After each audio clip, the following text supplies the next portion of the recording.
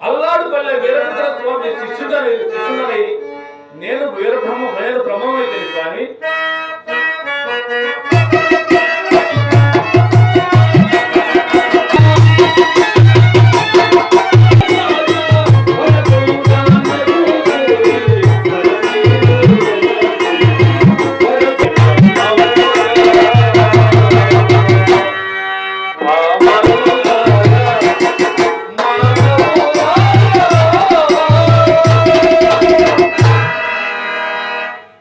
నాయనా ఏకాంబర యోగి, నేను రచించినటువంటి